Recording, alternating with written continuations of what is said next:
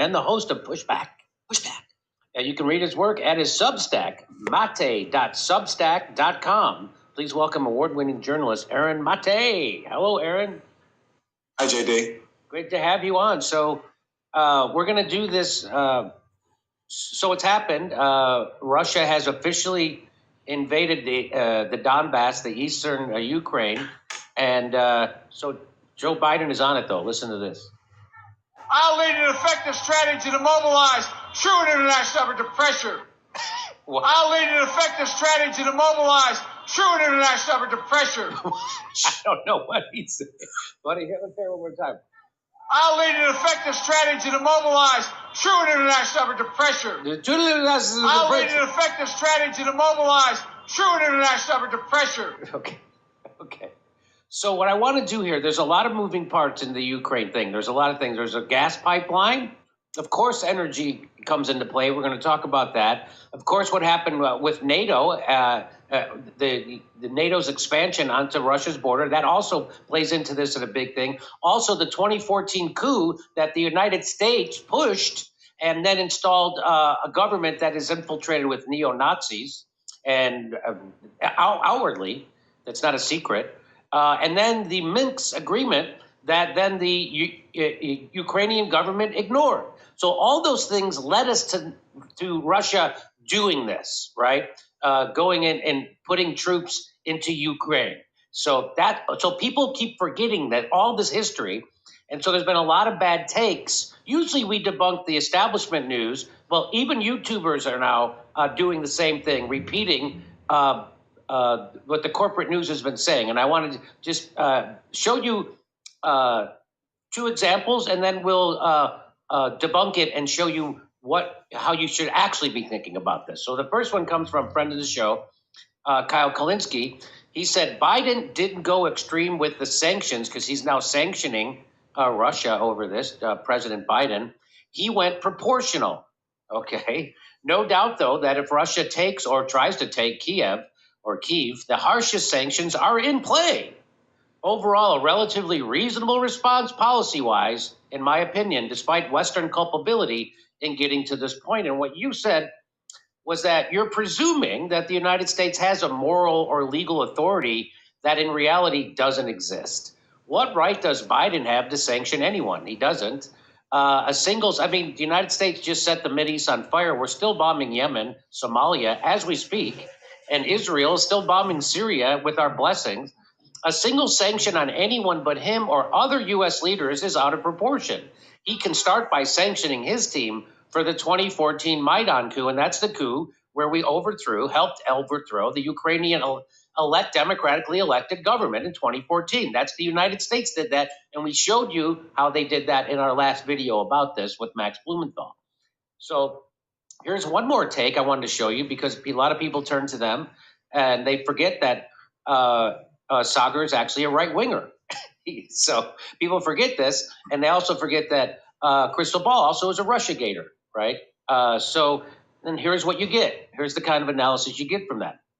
I never expected a full-scale invasion like this to happen. I was deeply distrustful of U.S. military intelligence, and frankly, I think I got it wrong in terms of what happened here. I never expected Putin and Russia in order to do something so, frankly, colossally foolish. He has fulfilled the dreams of the neocons now in Washington for all time. He is basically ensured now, Crystal, as we'll be discussing throughout the entire show, a full-scale NATO deployment to the eastern flank. This is the greatest thing that could have ever happened to the U.S. defense budget. I mean, there will now be renewed justified calls. Already I'm seeing this morning the German former defense minister and others saying they're going to be re-upping their armaments. So we are looking at a whole new era of geopolitics here. And it is entirely Putin's fault. China sort of tacitly aligning with Russia. Yep, that's right.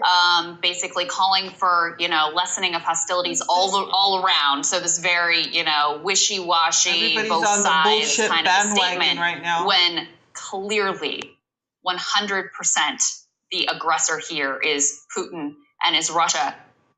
Okay, so that just, ignores the history of what's happening and it reveals that they don't know it. But So why did the U.S. back a violent coup in Ukraine against an elected government? Why did the U.S. and EU support neo-Nazi militias?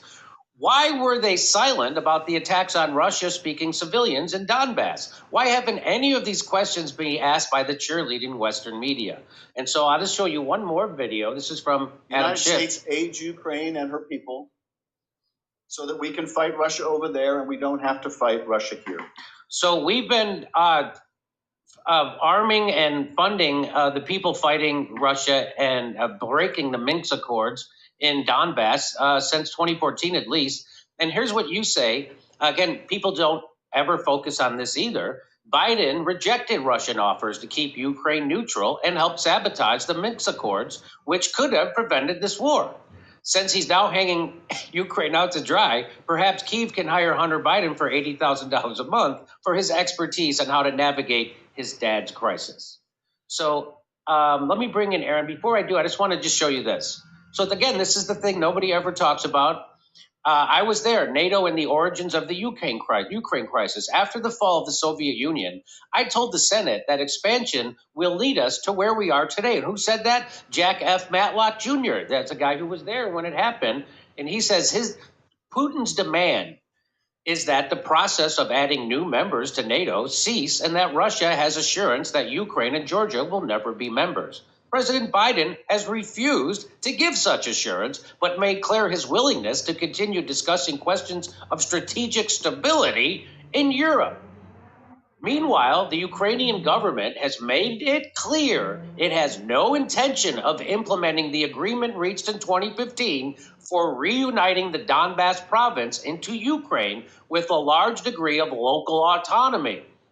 An agreement with Russia, Germany, and France that was endorsed by the United States. So that's what's led us to here. And you didn't hear any of that in any of those two critiques I just showed you. And I'll show you one more video and I'll bring in Aaron Mate. Here's Chomsky talking about this. The question that we ought to be asking ourselves is, why did NATO even exist after 1990? Throughout the whole history of the Cold War, we were told NATO is necessary to defend Western Europe from the Russian hordes, okay? No more Russian hordes. What happens to NATO? It expands, okay? It expands to the east. Its mission changed. Its official mission now is not to defend Europe from the Russian hordes. It's to control the global energy system, sea lanes and pipelines, and to serve as a US-run intervention force. Well, you know, we're all educated intellectuals, but we can now ask a question. Yeah, what was the nature of the propaganda we were fed all those years? I mean, if NATO was there to defend the West from the Russians, why is it now expanding right to the borders of Russia, becoming a global US intervention force, protecting sea lanes and pipelines and so on? What that tells us is all the talk about the Cold War was just a pure lie. And there's plenty more evidence for that, which we can go into. Educated intellectuals don't pursue this line of thought, but it's a pretty obvious one. Well, going on to Ukraine, Mearsheimer's point is that for any Russian leader, whoever it might be, you know, Mahatma Gandhi, Ukraine is right at the core of their geostrategic concerns. For Ukraine to be taken into NATO, which is what is repeatedly threatened, would be a very serious threat to Russian security, quite apart from historical interests, which go way back, the origins of the Russian Empire, in fact. So yeah, you can give arguments against Russian interference in eastern Ukraine after the coup that took place there, but it's a complicated story, and the West is not without its significant initiatives there. So let me bring in Aaron Mate, who you can read at mate.substack.com, and we just react to the bad news reports and what's actually going on and anything I got wrong. Well, you got nothing wrong. Look, in terms of this Russian invasion, which is going on all over Ukraine, Russia is attacking military sites across Ukraine. It looks like tonight they're attacking the capital, Kiev. And I think the first thing to say about that, and that we have to acknowledge that, is that no matter the background, it is illegal. There is a UN charter which allows force only under a few conditions, either if you're under attack in self-defense or in the face of an imminent invasion. And that wasn't the case here when it comes to Ukraine and Russia. And Russia has claimed to care about the UN charter. I think in this case, they completely violated it. And although I understand their reasons, and they didn't start this crisis, they didn't actually start this war, I think they had other options. Putin has control over a large part of the European energy system, and Russia had leverage to achieve its goals that way. He could have pursued that. He could have pursued other things. You mean he could have cut off energy shipments to Eastern Europe, and that would have been his leverage? That's one thing he could have tried. You know, okay. I'm not sure if it would have worked, but he could have tried that. So this, you know, he likes to argue, or, you know, the Kremlin likes to argue that they have no other choice, but I just don't buy that. Now, that doesn't mean, though, that they started this war. This war did not begin this week. That's a point that my colleague Anya Parampil made this week. The war did not begin with the Russian attack on Ukraine. This war really began in 2014 when the U.S. backed a coup in Russia's neighbor. And that's a documented fact. And you played the clip before where you have Victoria Nuland, a top Obama and now Biden official, who's choosing the next leadership of Ukraine. And lo and behold, a few weeks later, that's exactly who came in power after the president Yanukovych was violently overthrown. That's a coup. And I'm sure in many years from now, once we get the declassified documents, we'll find out even more about how involved the U.S. was. So shortly after that, you had a war breakout because even after a coup that ousted the government of Yanukovych, then the new coup government started cracking down on Russian-speaking people, banned Russia as a language. And there was incidents like in Odessa in 2014 where dozens of people were burned alive. Russian speakers were burned alive. By Nazis. By Nazis. And after that, that's what prompted the separatist regions, these rebel regions, Russian-speaking, Russian-aligned regions, to launch a rebellion because they didn't want to live under the reign of Nazis who threatened to burn them alive. And there's been a brutal war for the last 8 years in which the vast majority of the casualties have occurred on the rebel-held side. And it's those people, the victims of that war, that we're not allowed to acknowledge. It goes back to a term that Chomsky used with Edward Herman in Manufacturing Consent. There are worthy and unworthy victims. Worthy victims are the victims of U.S. enemies. Unworthy victims, people who we can't acknowledge, are the ones who were responsible for killing. And throughout this 8-year war, the U.S. has been pumping Ukraine with billions of dollars worth of weapons. Just imagine if Russia had done in Mexico what the U.S. did in Ukraine. Launch a coup and then fled the country with billions of dollars worth of weapons. The only difference is that the U.S. would have done what Russia just did a long time ago. A long time ago. They would not have. So that's the back. I mean, look what we did with the Cuban Missile Crisis, and that was, 60 years ago? I mean, we weren't going to allow Russia to put missiles in Cuba, and so we were, almost had World War III over it. And so you're exactly right. We would have did what Putin did, but much quicker. Yeah. When Blinken and Biden talk about the rules-based international order, right? That's their mantra. Yes. Russia is following, according to U.S. terms, the rules-based international order, where you use force to protect your own interests. That's what the U.S. does. The U.S. accusing someone else of violating their sovereignty is a joke. U.S. right now is occupying of Syria. Syria does not want U.S. troops there. But we don't even talk about that because it just presumed, like some people presume that we have the right to sanction other countries, that we can do whatever we want. So Russia is simply following the terms that the U.S. has already laid down as, quote, the rules-based international order, except the difference between Russia and the U.S. is that Russia is doing it on their borders. Syria is not on the U.S. border. That's right. Yet U.S. is occupying it. Ukraine is not on the U.S. border. Yet the U.S. launched a coup there and has sent billions of dollars worth of weapons there. There's a broader background that's been happening over the last 30 years. As you mentioned, the expansion of NATO up to Russia's borders. Also, this never gets talked about, but it's very important. There's been a continuous dismantling by the U.S. of the arms control agreements reached during the Cold War that essentially prevented the world from destruction. The Bush administration kicked it off while they were expanding NATO to Russia's borders in 2002, 2003. they killed the anti-ballistic missile treaty. And they said at the time that they needed to do this to protect Europe from Iranian missiles, which is a complete joke. The obvious aim was to build facilities in places like Poland that the U.S. can use to encircle Russia. That's the aim. And that's been continued. And in 2007, Vladimir Putin gave a speech at the Munich Security Conference where he warned that along with NATO expansion, the destruction of these arms control accords is threatening a lot of danger and that Russia is eventually going to have to respond. The U.S. ignored all that. The following year, Ukraine was promised NATO membership along with Georgia. And fast forward to 2014, you had that coup, and you had the coup government talking about joining NATO.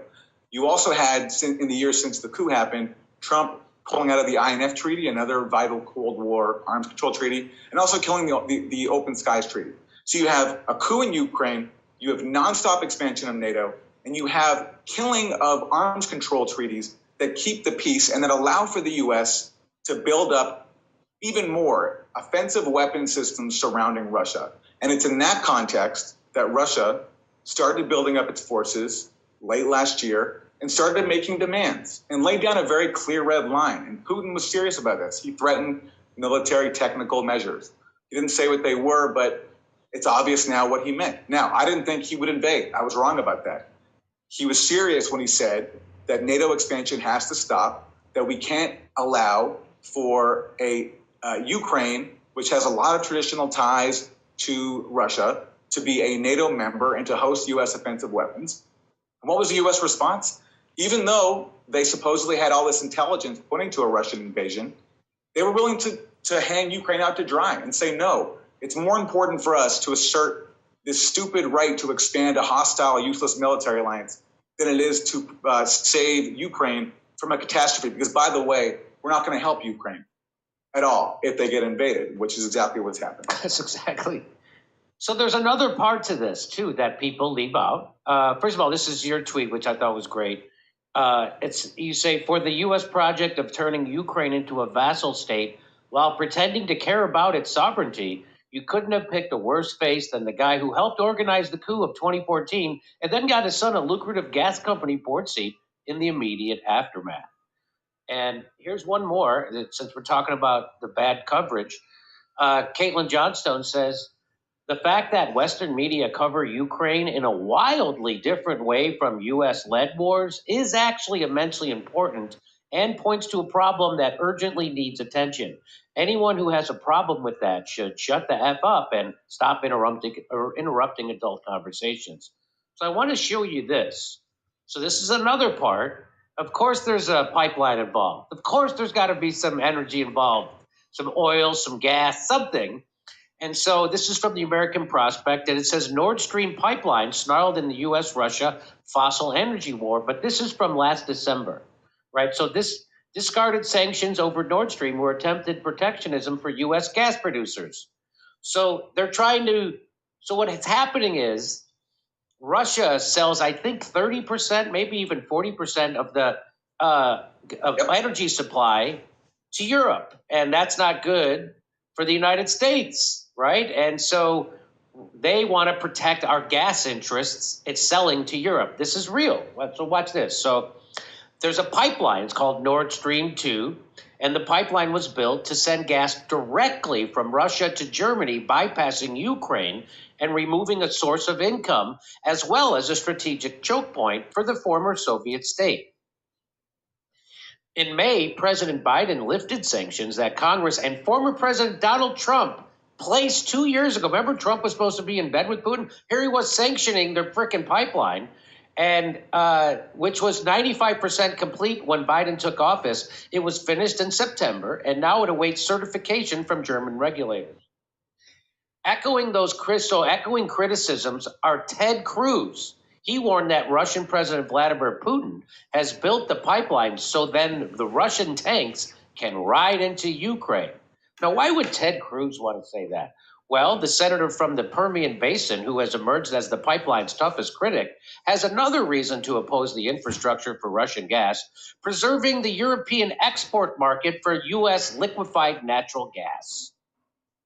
So, oh my God. So there you go. So they wanted to stop that pipeline from Europe to Germany, a direct pipeline that goes around, that cuts out Ukraine. And they wanted to stop that. Why? Because there's a big liquefied natural gas market for the United States there.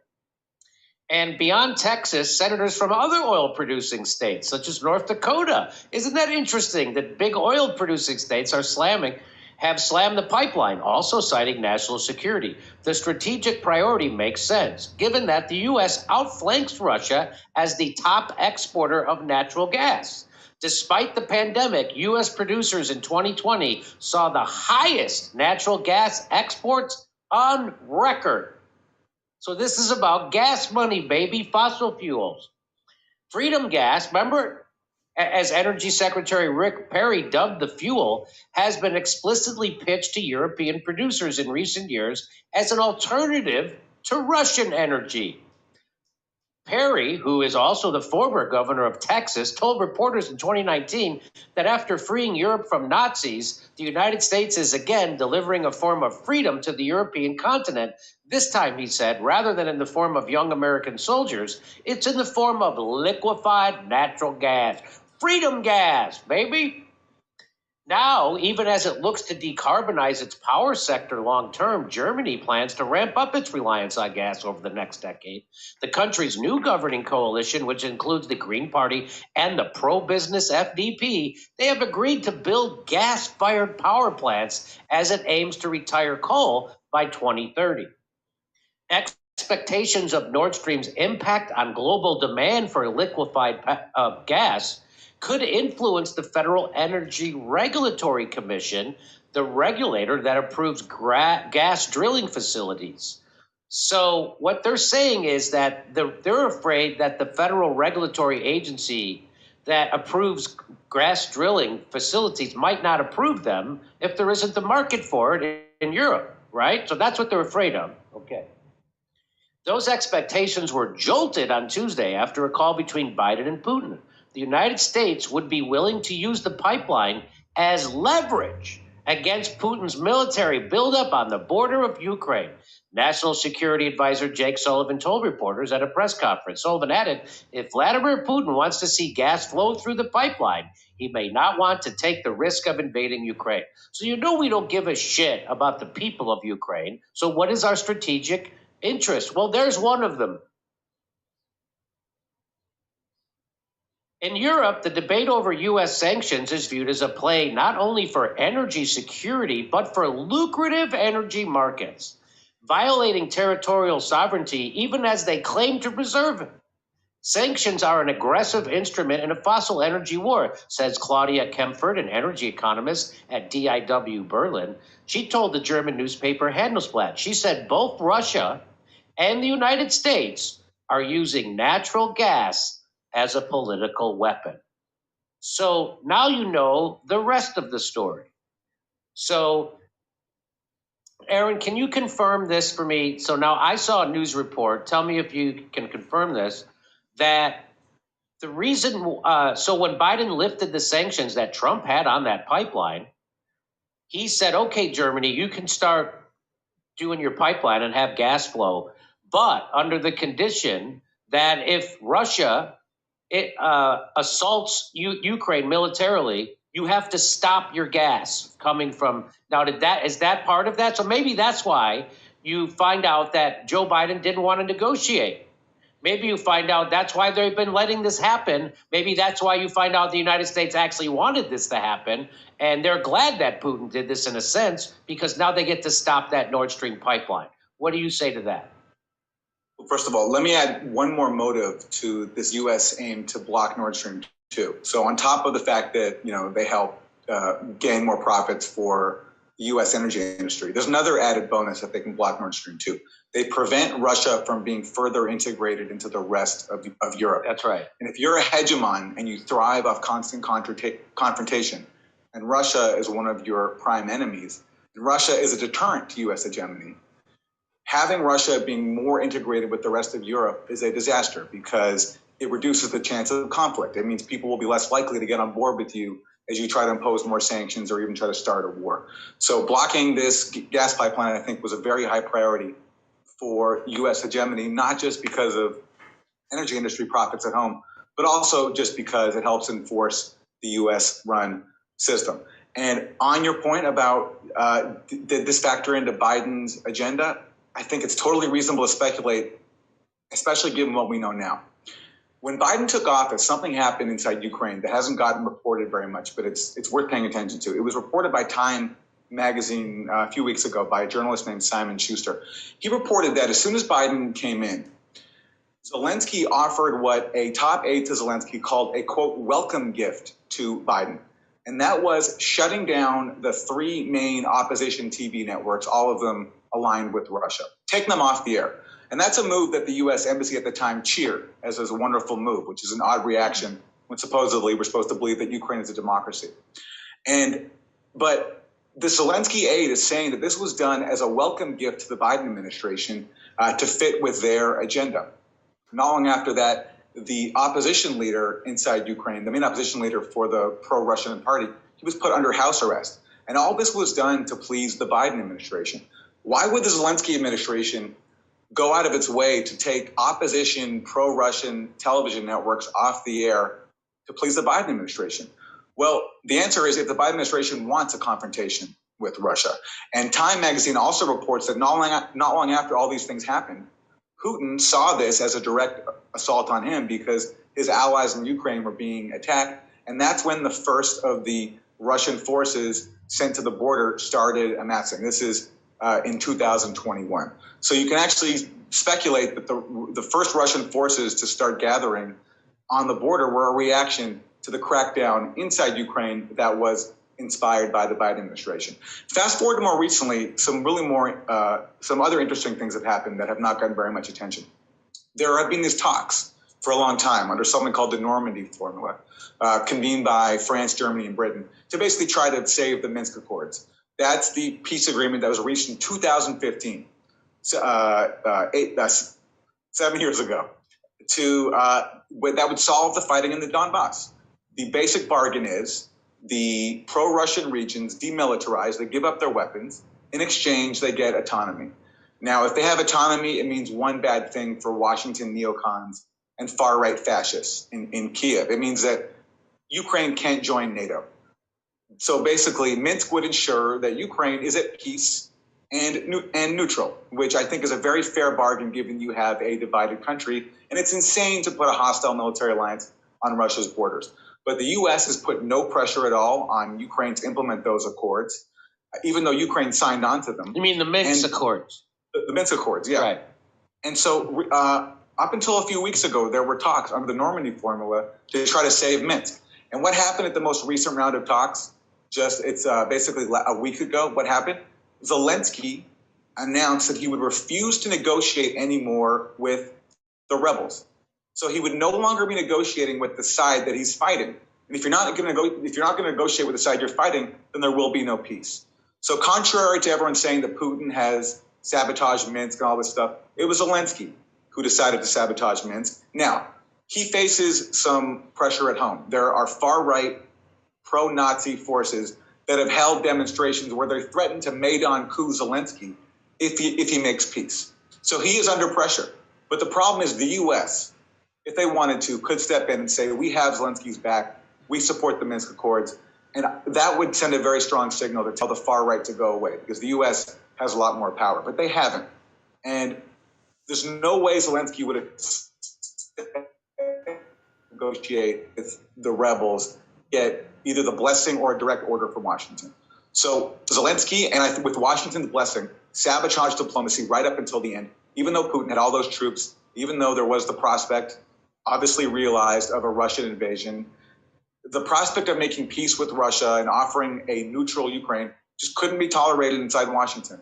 And that's all we have, the disaster that we're in now. There's one more thing, too. Zelensky went to the Munich Security Conference a few days ago, and he said that Ukraine will possibly pursue nuclear weapons once again. Yes, I saw that. It's crazy. It's crazy. And so, I don't know exactly what Putin calculated. Maybe he's been planning to do this for months. It's also possible that in the end he snapped and he said, fuck it, these people, there's no hope with these people. Hey, and he just went ahead and did it. But regardless, the U.S. had multiple opportunities to prevent war. And at every step of the way, they encouraged confrontation. And so what do you, so he's going to Kyiv, or I still like to say Kiev. He's going to Kiev. So is he just going to occupy the whole country? I thought he would just try to secure the Donbass and protect those people who are being slaughtered by the Nazis. Yes. That's what I thought. But he's actually going to Kiev, and what do you think his end game is? Yeah, and by the way, Jimmy, when we talked before about what other options Putin had, that's another one. If you really feel like you have to use force, that's the only way to protect these civilians in the Donbass who, again, we have to say they've been under heavy shelling for 8 years, and they exist, and their suffering and their death is real, and they're ignored completely. If he really felt force was the only answer, he could have just gone there to protect them, but he didn't. He went a lot farther, and now he's in Kiev, and I have no idea what Russia's plans are. But look, a lot of people are suffering. People are fleeing the country. It's awful. War is terrible, and that's why it should be avoided at all costs. But insofar as we care about our own government and our role in stopping wars, we should have been demanding for years that the U.S. basically reverse its coup policy, allow Ukraine to be neutral, stop insisting on bringing Ukraine into NATO, when we also knew, by the way, it never would even happen, because France and Germany are very opposed to it, and encouraging, pressuring Kiev, using leverage we have to make peace. Instead, Biden treated Ukraine as a personal piggy bank, where he was so influential back in 2014 that Burisma felt the need to give Hunter Biden, who is, let's just say, is not an energy expert, a lucrative board seat. That tells you something about how powerful Joe Biden was. And after that, in the years since, the Obama administration and then the Trump administration, instead of making peace, Trump actually flooded Ukraine with even more weapons than Obama did. Obama, after launching the coup, had some sense. He realized, oh shit, I've just launched a war, and the people we're arming are neo-Nazis, and I don't want to further inflame that. So he resisted calls from all over Washington, including from Bill Taylor, who, if you remember, he was one of the stars of Trump's impeachment, who was urging Obama to send more weapons to Ukraine, and he called Obama's policy of not sending weapons appeasement. Well, Trump came into office, and everybody was calling him a Russian agent. So he has no principles. So he said, sure, I'll show him I'm not a Russian agent, and I'll send them all the weapons they want. It didn't matter anyway. But it did have the impact of making this proxy war even worse. And now we're in this today. And nobody on the not nobody, but look how hard it is for people from Bernie Sanders on down. Bernie Sanders. So acknowledge that there was a coup. And it's on tape. This isn't a speculation. This isn't our conspiracy. This is a fact. We know what happened. But people are I don't know what it is, Jimmy. They're afraid of being called a Russian agent. They have other agendas. I don't know, but people are not willing to speak the truth. And it's weakening the progressive position. It's like if you concede all the talking points to the neocons, then you don't have much to work with. I know. It's what that we've seen this time and time again, Aaron, and that's why there's no left in America. I keep telling people we're a right-wing country for a reason, because the lefties like to repeat CIA talking points on the regular, and they're nutless wonders who will never stand up, and they will always fall down for the easiest infiltration tactics by left. I just want to show you some reactions. Here's Richard Wolff says it's security threatened. U.S. invaded Afghanistan, Iraq, far from U.S. borders. It's security threatened. Russia interferes in next door Ukraine. Differences, yes, and similarities too. This is from Benjamin Norton. Russia's intervention in Ukraine has gotten much more coverage and condemnation in just 24 hours than the U.S.-Saudi war on Yemen has gotten since it started nearly 7 years ago. 377,000 Yemenis have died. U.S.-backed Saudi bombing now the worst since 2018. Nobody talks about that. People talk about how Biden has somehow the moral authority to sanction another country as he's occupying Syria, committing a genocide in Yemen and bombing Somalia, plus all the other shit they're doing. Okay. It's the height of American exceptionalism to be actively participating in multiple genocides across the globe and to think you are the moral superior to anyone. So let me see what else we have. Alan McLeod says, the outrage you're feeling now is the outrage you should feel when the United States bombs or occupies a country, which is every day. That's very well said. Here's one more. Saying the U.S. government is still a far worse offender in the mass military slaughter department than Russia will be met with hysterical shrieking and the rending of garments now, but it's still indisputably true. And if you disagree with it, it's because you're propagandized. It's 100% true. Opposing NATO and standing for its disbandment, understanding the geopolitical history of Ukraine, nor remembering the constant attacks on its own people by Ukrainian armed forces and militia in separatist areas does not make one pro-Putin. Very well said. There's a few Jimmy, more. by the way, listen, Go ahead. It's, there's also not a fair comparison even between what Russia is doing right now and what the U.S. has done elsewhere. Again, first of all, we understand the reasons behind what Russia is doing. I'm not justifying it, but there are reasons. And it is a much different situation than the U.S. going across the world, not on its borders, to launch military missions like in Iraq and Syria. Russia is doing this on its borders in a country where it has deep historical ties and where there's a whole people who speak Russian and identify with Russia. But even tactically and target-wise, as we're speaking so far, and this could change, of course, Russia could kill many civilians. As we're speaking right now, Russia has so far targeted military sites. So far, as we're speaking. When the U.S. goes into Iraq, Libya, Syria, they're not targeting military sites. They're destroying whole cities, like in Fallujah, in Raqqa, in Mosul, decimating them. Thankfully, we have not seen that so far inside Ukraine. We have seen, of course, having some civilian casualties. Some civilian buildings have been hit, but at least from, as I understand it, and if I get this wrong, if I turn out to be wrong in the end, I will totally apologize. But as of right now, the main targets have been military. So here's one more tweet. If for 25 years I warn you not to cage a badger and you do it and the badger finally lashes out, don't call me a badger apologist. Here's some Garland Nixon, friend of the show. Woke warmonger Democrats, love and prayers to Ukrainian Nazis. F the poor people in Yemen, Iraq, and Libya. Look at this. So it says, Putin's decision to invade Ukraine offers an unexpected opportunity for the United States to deal decisively with Russia in a way that always advances U.S. strategic objectives in Asia. Caitlin Johnstone says, oh, well, that's a lucky coincidence. Turns out it worked to America's advantage to refrain from taking the zero-cost step of promising not to add a country to NATO that it never wanted to add anyway in order to prevent this war. Here's one more. We'll go one more from her. She says, I wonder if the U.S. having solid intelligence that refusing to make this zero-cost move would provoke a war that benefits U.S. hegemonic interest had anything to do with their refusing to make that zero-cost move. I'm not exactly sure where everybody has been living, but our government didn't care about the Kurds, doesn't care about women in Afghanistan, and doesn't care about the people of the United States. They don't even, and about the people of Ukraine. They don't even care about the people in America. That's 100%. And here's my favorite. If you don't support Ukrainian Nazis, you're a right-winger. So that's how we're going to cover it here at the Jimmy Dore Show. All right, with the help guys, of award-winning journalist Aaron Mate. If there's anything else you'd like to add to today's segment? Let me add one more thing. Okay, let's see what Aaron Mate he was going to add one more thing. Let's see what it was.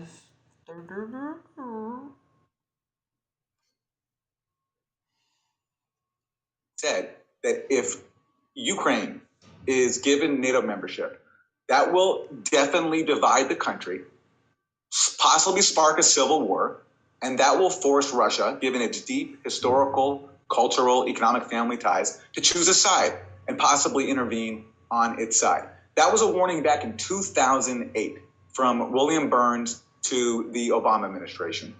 And it's exactly what has happened. And so the U.S. has known the consequences of its policy ever since, but they've continued to pursue it. And the saddest part is, for all this talk about standing by Ukraine and caring about Ukraine, they had no intention ever of defending Ukraine once Russia ultimately launched their response that the U.S. provoked. And that's exactly what's happened. They've essentially let Ukraine be taken over by, in the armed forces at least, by a strong contingent of neo-Nazis. That's a dominant force inside Ukraine, thanks to U.S. support. And they've let Ukrainians be used as cannon fodder in their proxy war with Russia. And that just makes this thing all the more criminal. Sick. Agreed. Sick. Here we God do a stand help up us in. all. All right, guys. I hope you guys share this on your social media. Get it out there. Share. That's my whole point of sharing this stuff. To get the real truth out, because if you go on YouTube and even watch any YouTubers out there, a lot of people are just, bullshit, hate Russia, oh, poor Ukraine, and nobody's got the story straight, and I'm just trying to get the story straight, and so share this stuff. I know that YouTube's probably going to shut me down on this one. They always do. Every time I share this kind of stuff, they always remove my stuff. So I'm counting on you people that are watching this that really care about truth to share it. All right, peace, guys. Take care. God bless.